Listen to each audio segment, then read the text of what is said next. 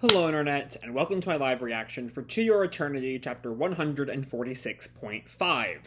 When we last left our heroes, we focused on Hanna, who overheard Mizuha's sort of dismissal of the hair tie that Fushi was giving out as Funa, and she did not take it well, as we eventually learn that the hair tie came from Hanna originally.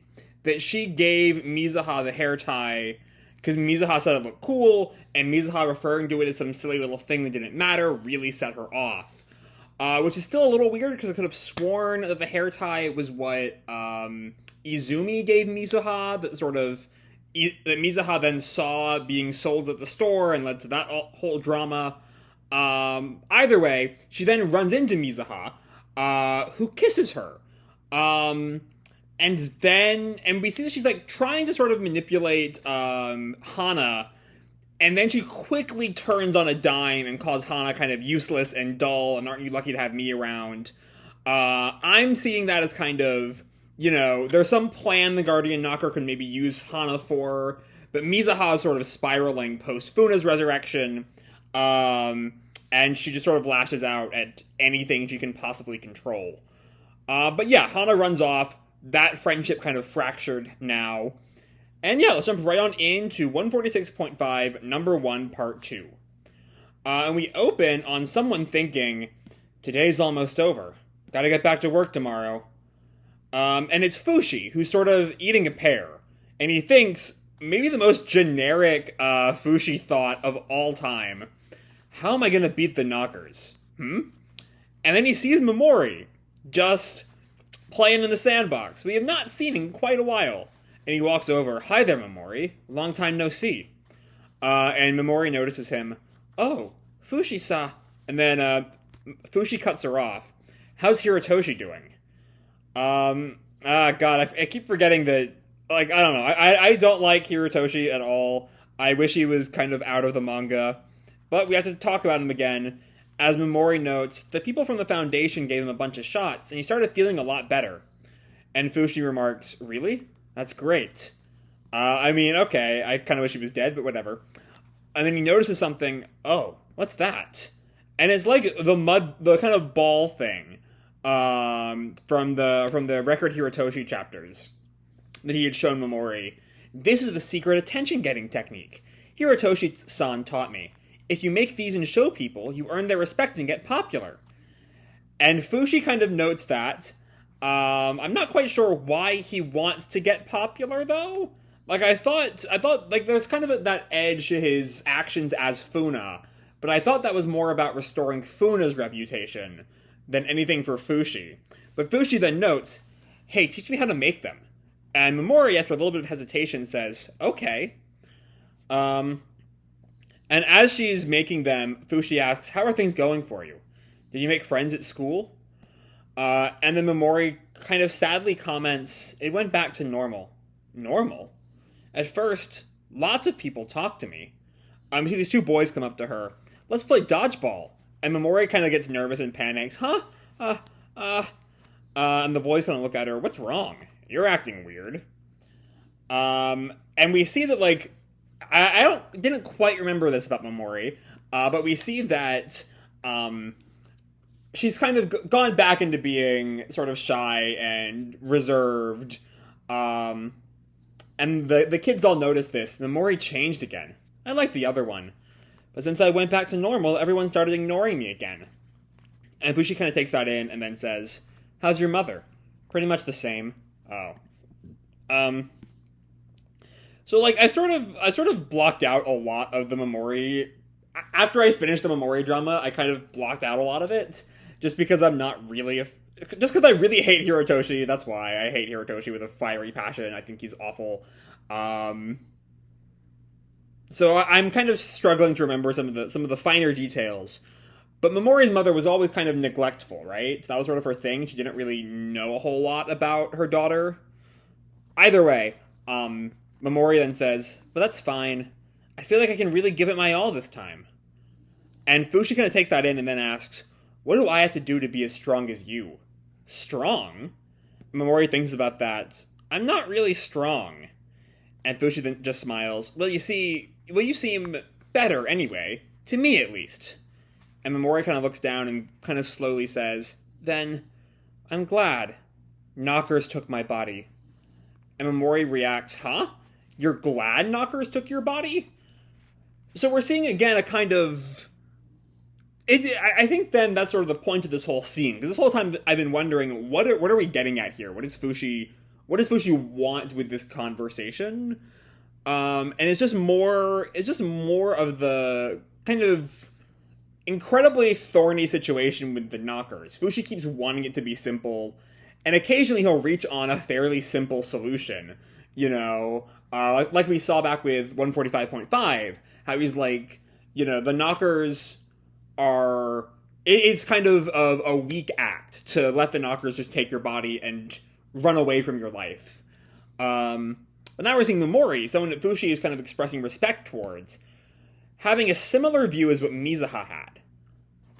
Anyway, you're glad knockers took your body? Yes. If they hadn't, I would have died that day at school. Right, because it would have been the real Mimori who threw herself off the rooftop. And Fushi then says, "Sure, I guess so, but they used your body." And Fushi, I should mention, earlier when she said that knockers took my body, he kind of broke the mud ball. And so Mimori notes that and just starts over. Let's start over. And then Mimori then counters Fushi's "they used your body" with, "No, I used them. And I won. It's done." And she finishes the mud ball. So this chapter seems a lot more in conversation with Mizuha and 145.5 than it is with base 146. Because that was all Mizuha and Hanna, and sort of really focusing on Hanna. Whereas this is kind of more weight to the idea that people can use the knockers. That what Mizuha is doing has an air of validity. I think in the end, Mizuha is still being used, even if she doesn't really want to admit that she's being used. But it definitely adds more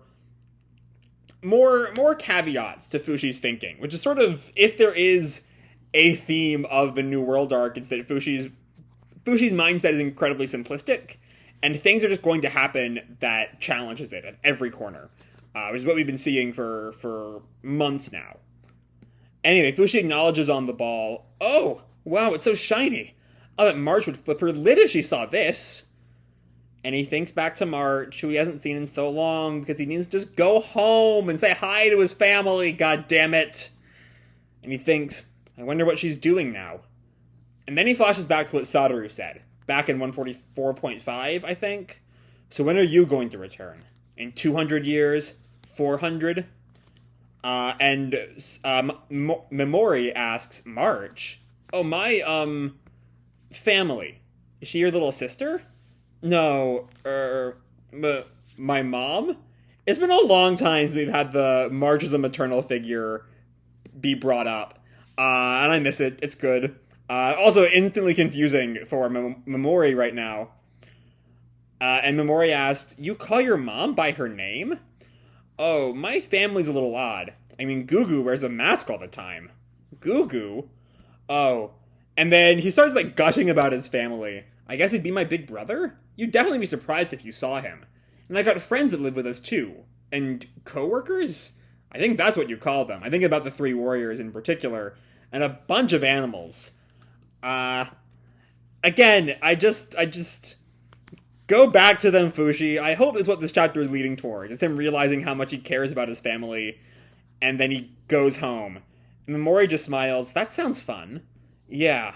And he thinks, "I wonder if everyone's enjoying life now." And then Mimori's mom and/or babysitter shows up. Because I remember her mom was kind of neglectful, right?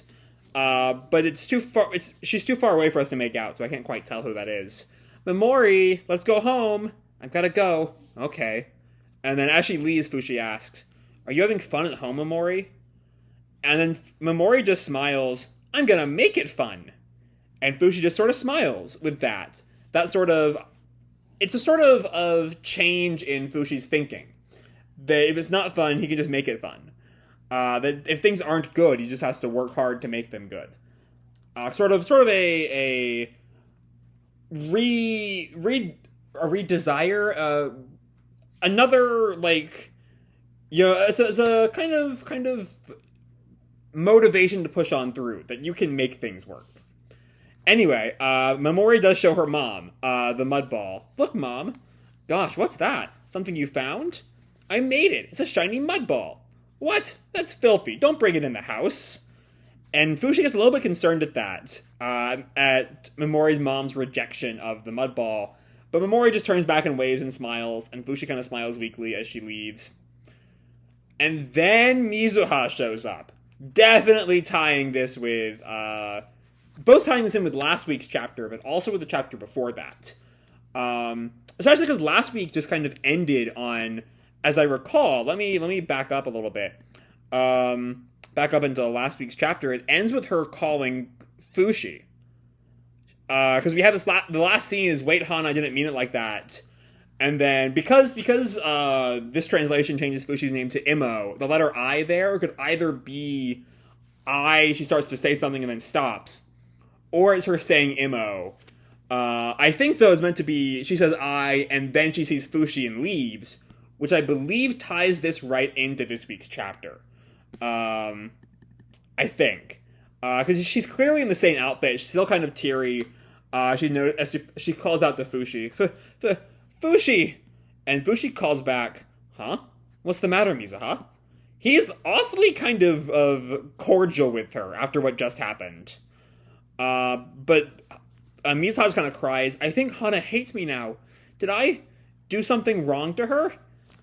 I mean, yeah, kind of. You called her dull and boring and sure was lucky that she had someone as cool as you for a friend. You kind of fucked up there, Mizuha. Fushi asks, what did you do? I don't know. And she's like, head in her hands. I can't say. Which is it?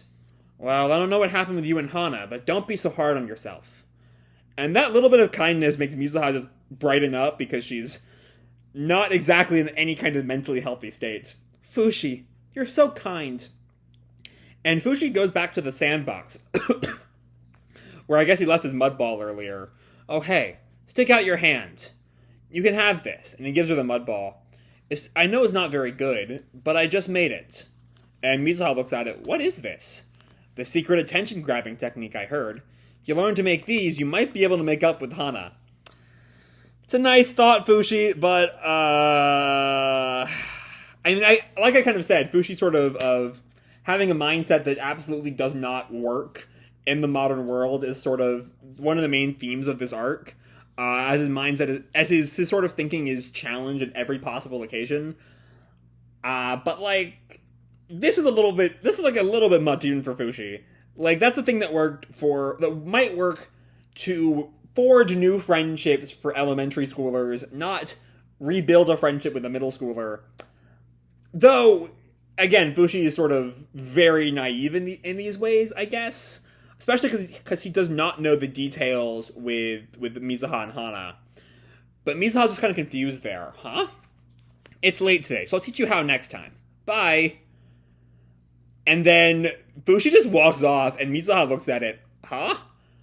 Wait a second, Fushi?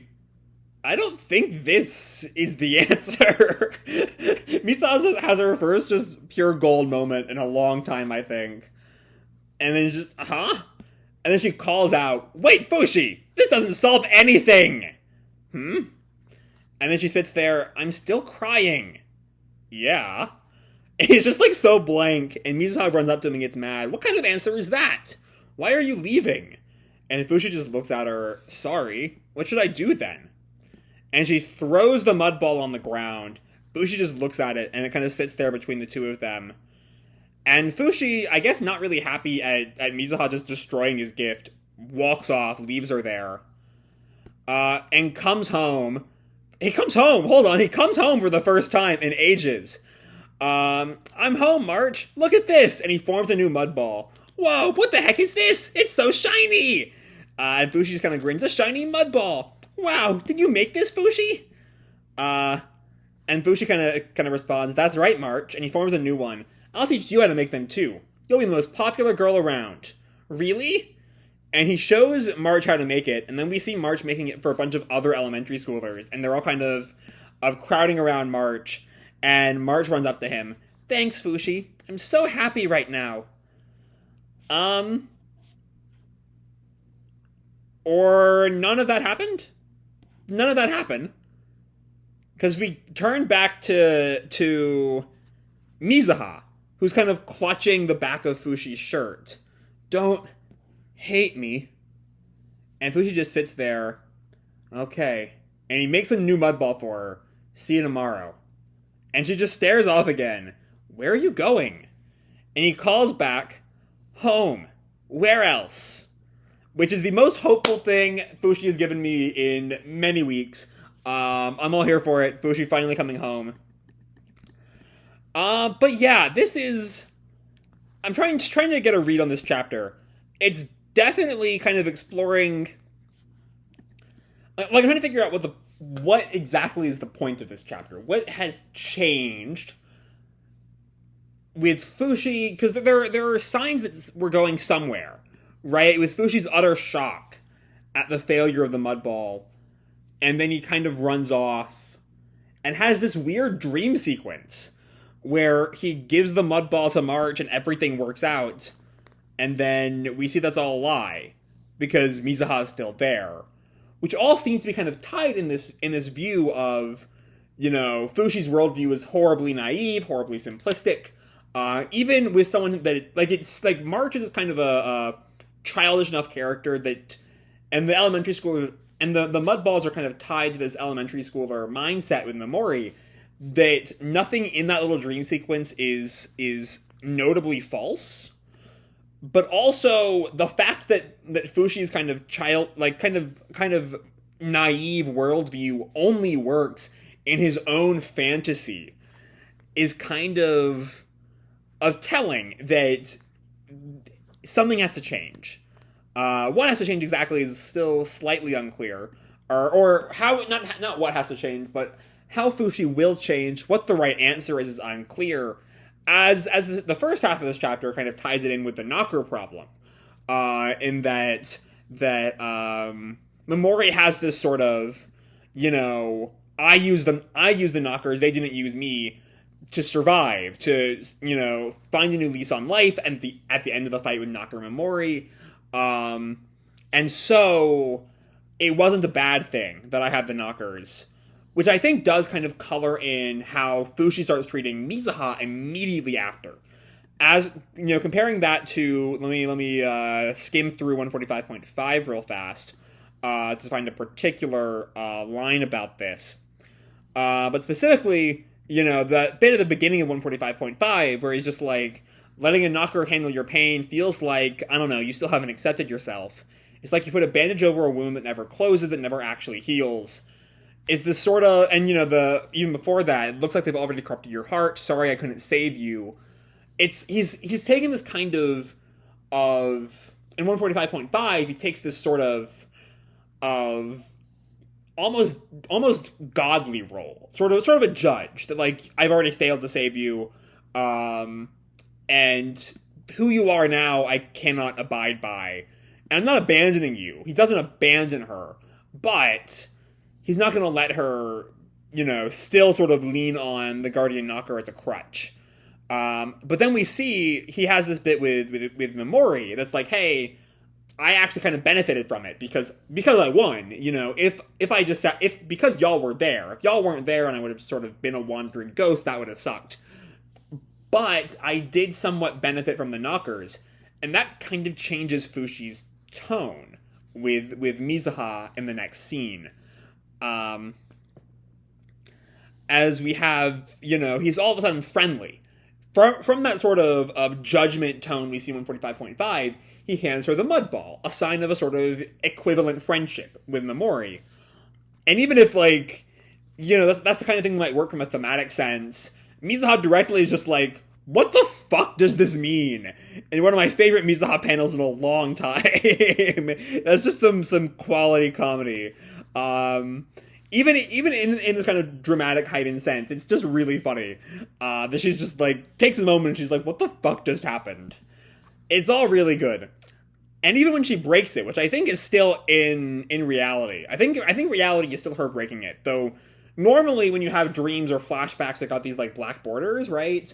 And there are no black borders here, so it's a little bit unclear when the dream sequence, the fantasy starts.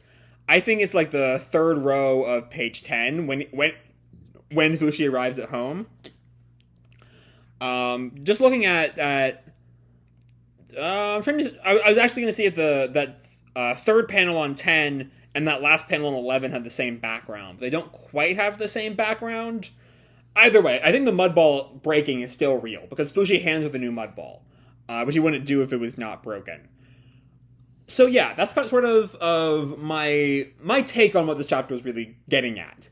Is Fushi is starting to realize that maybe his ideas are a little bit too simplistic, which is continuously happening. He initially is like, hey, kill all the knockers because they're knockers, and then, he's presented with Izumi, who kind of didn't mind dying, who Mizuha sort of benefited by having the new Izumi, and then that goes on for a while, and then another talk with Bon, he's like, no, the using the knockers is a salve that doesn't actually fix anything.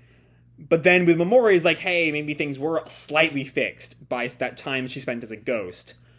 So the main point, I don't think any of these are quite the right answer, but I think that all of them are showing that Fushi is continuously taking a slightly too simplistic view of things.